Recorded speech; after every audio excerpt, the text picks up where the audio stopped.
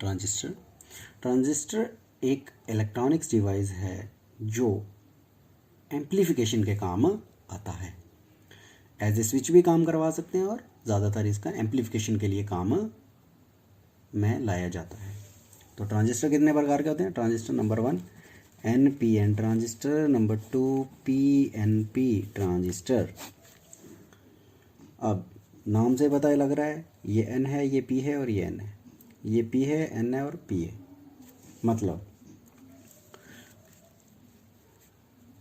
Transistor की 3 legs होती हैं। कितनी लेग्स होती हैं? 3। मतलब 3 टर्मिनल होते हैं। एक होता है E, B और C। Emitter, base, collector. Diode की कितनी? 2 लेग्स होती हैं, मगर ट्रांजिस्टर में 3 लेग्स होती हैं। अब इसकी कंस्ट्रक्शन कैसे होती है? ये बॉक्स इतना होगा, ये बॉक्स इतना सा होगा और ये बॉक्स इतना।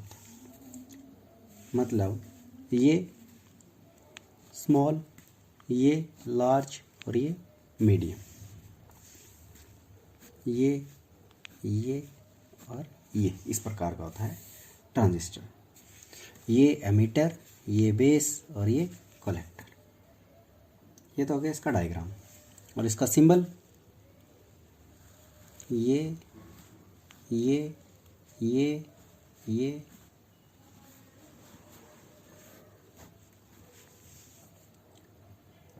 अब अगर N है, NPN ट्रांजिस्टर है, तो N मतलब निकास, निकल जा, एरो बाहर की तरफ।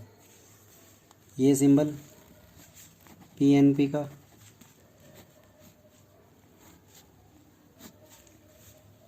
P का मतलब प्रवेश, आजा, एरो अंदर की तरफ।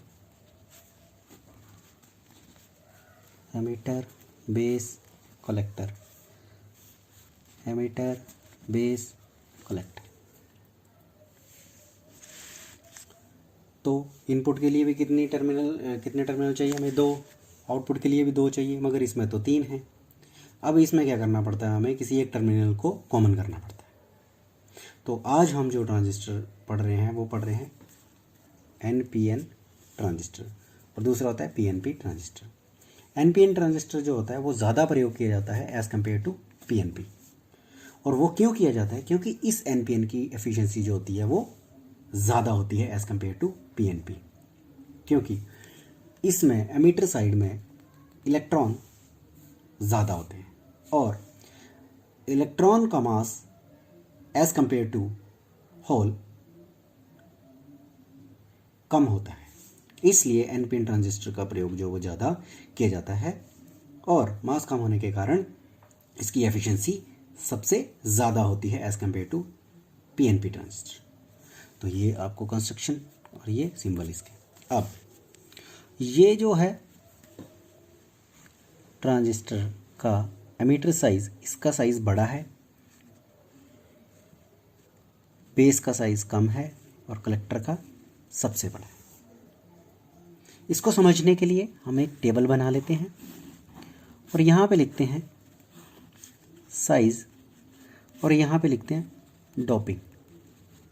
डोपिंग डायोड के टाइम मैंने आपको बताया था। डोपिंग क्या चीज़ है? मतलब जब सेमीकंडक्टर सिलिकॉन के अंदर हम इम्प्योरिटीज़ ऐड करते हैं तब N और P टाइप के सेमीकंडक्टर बनते हैं। अब NPN ट्रांजिस्टर में एमीटर जो है, इसमें एमीटर में इम्प्योरिटीज़ जो डाली जाती हैं वो N टाइप की इम्प्योरिटीज़ ज़्यादा डाली जाती हैं, और इसका साइज़ जो है वो है मीडियम। ये है हमारा एमीटर। बेस का साइज़ जो है वो है स्मॉल, और कलेक्टर का साइज़ जो है वो है लार्ज। और डोपिंग, एमीटर की डोपिंग हाईली, सबसे ज़्यादा, बेस से भी ज़्यादा, कलेक्टर से भी ज़्यादा। बेस की डोपिंग लेस, कम, मगर कलेक्टर की डॉपिंग एमीटर से ज़्यादा, एमीटर से लेस और बेस से ज़्यादा। मतलब कलेक्टर में जो डॉपिंग की जाएगी वो बेस की डॉपिंग से ज़्यादा की जाएगी, परंतु एमीटर की डॉपिंग से कम की जाएगी। समझ आ गई? तो उसको दिखाने के लिए ये देखो, मैंने बोला कि इसका साइज़ मीडियम है तो इसमें डॉपिंग ज़्यादा है, तो ये डॉपिंग ज़्यादा मतलब इलेक्ट्रॉनों की संख्या सबसे ज़्यादा एज कंपेयर टू कलेक्टर। और बेस में होल्स की डॉपिंग की जाएगी, क्योंकि ये पी है, पी टाइप की डॉपिंग की जाएगी, तो ये बना। कलेक्टर में एमीटर की डॉपिंग से कम है, परंतु बेस की डॉपिंग से ज़्यादा है।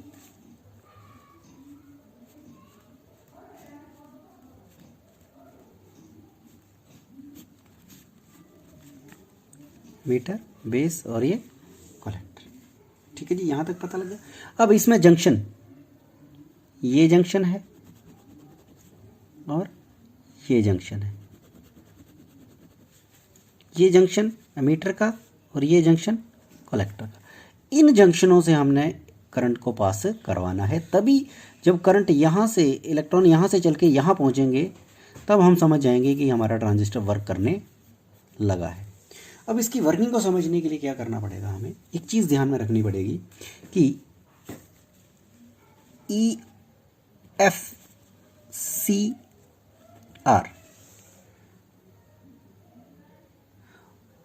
ठीक है जी, EFCR मतलब एमीटर फॉरवर्ड, कलेक्टर रिवर्स, तभी हमारा ट्रांजिस्टर जो वो वर्क करेगा। अब इसकी वर्किंग समझने के लिए हम क्या करते हैं, ये हमने बना दिया ट्रांजिस्टर, ये इसका जंक्शन है और ये इसका दूसरा जंक्शन J1 J2, और ये हमारा एमीटर, ये हमारा बेस और ये कलेक्टर। ठीक है जी, कोई प्रॉब्लम होगी तो मेरे को पूछ लेना भाई।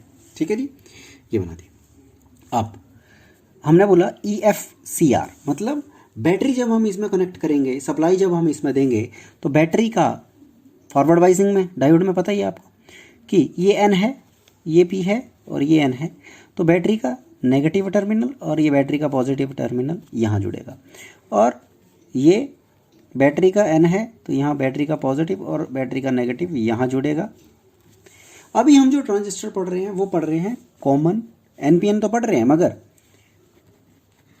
कॉमन बेस मतलब इन तीन लेग्स में से एक लेग्स को कहीं भी हम कॉमन कर सकते हैं। मतलब कॉमन एमीटर भी कर सकते हैं, कॉमन एमीटर भी कर सकते हैं, कॉमन बेस भी कर सकते हैं और कॉमन कलेक्टर भी कर सकते हैं एज पर रिक्वायरमेंट और जो कार्य हम इससे करवाना चाहते हैं। तो एक लेग्स को हमेशा हमने कॉमन करना है। अभी हम कर रहे हैं कॉमन बेस।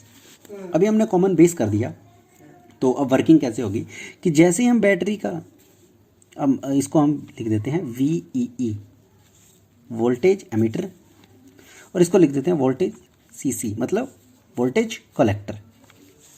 अब वर्क कैसे करेगा, ये वर्क ऐसे करेगा कि जैसे हम बैटरी से सप्लाई चालू करेंगे तो यहाँ से इलेक्ट्रॉन चलना शुरू हो जाएंगे, और जब यहाँ से इलेक्ट्रॉन चलना शुरू हो जाएंगे तो इलेक्ट्रॉन यहाँ आएंगे, तो मैग्नेटिक इफेक्ट में क्या होता है कि same pole repel each other, तो ये इलेक्ट्रॉन इन इलेक्ट्रॉनों को धक्का देंगे, और ये इन इलेक्ट्रॉनों की मेजोरिटी ज़्यादा है तो ये ज़्यादा आगे की तरफ जाने शुरू करेंगे और ये जंक्शन को ब्रेक करेंगे, और नंबर ऑफ इलेक्ट्रॉन यहाँ से जंक्शन से होते हुए इस होल में आ जाएंगे। अब मान लो कि यहाँ से 50 इलेक्ट्रॉन चले, एमीटर से 50 इलेक्ट्रॉन चले, और जब ये 50 इलेक्ट्रॉन यहाँ चले तो मान लिया कि यहाँ 10 होल्स थे। तो 50 में से 10 इलेक्ट्रॉन ने क्या किया, अपने आप को यहाँ पे होल्स में स्थान ग्रहण कर लिया, मगर बच गए 40। अब ये 40 क्या करेंगे, ये इस की तरफ चलना शुरू कर देंगे। और जब ये बड़े घर में जाएंगे ना, क्योंकि इसका साइज़ क्या है, बड़ा है, इसका साइज़ छोटा है, तो यहाँ पे तो 10 ही आए, बाकी जो बचेंगे वो कहाँ जाएंगे, बड़े घर में जाने की कोशिश करेंगे। तो यहाँ से इलेक्ट्रॉन जो है वो यहाँ जाना शुरू कर देंगे, और यहाँ पे एक मैग्नेटिक लॉ लगेगा कि same pole repel each other और opposite pole attract each other. तो अब क्या होगा कि यहाँ पे अपोजिट पोल है, ये नेगेटिव है और ये पॉजिटिव है, बैटरी का ये पॉजिटिव टर्मिनल है, तो ये सारे इलेक्ट्रॉन कहाँ चलना शुरू कर देंगे, इसकी तरफ चलना शुरू कर देंगे, और हमारा जंक्शन ये दोनों ब्रेक हो जाएंगे और नंबर ऑफ इलेक्ट्रॉन चलना शुरू कर देंगे।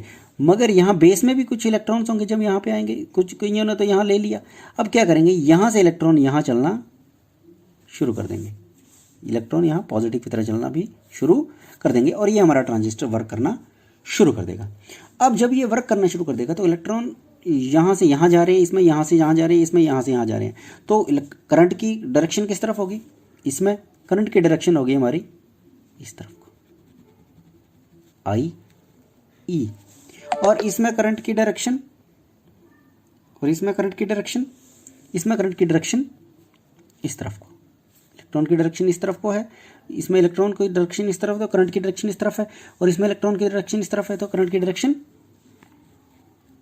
इस तरफ, आई सी। और यहाँ इलेक्ट्रॉन की डायरेक्शन इस तरफ है, तो यहाँ पे करंट की डायरेक्शन आई बी। तो ये हमारा ट्रांजिस्टर वर्क करना शुरू कर दिया, और इससे हमें सिद्ध होता है कि I E is equal to I B plus I C, मतलब एमीटर का करंट बराबर होगा आई बी प्लस आई सी के करंट के बराबर होगा। तो ये है हमारा ट्रांजिस्टर। वीडियो थोड़ा लंबा हो गया है।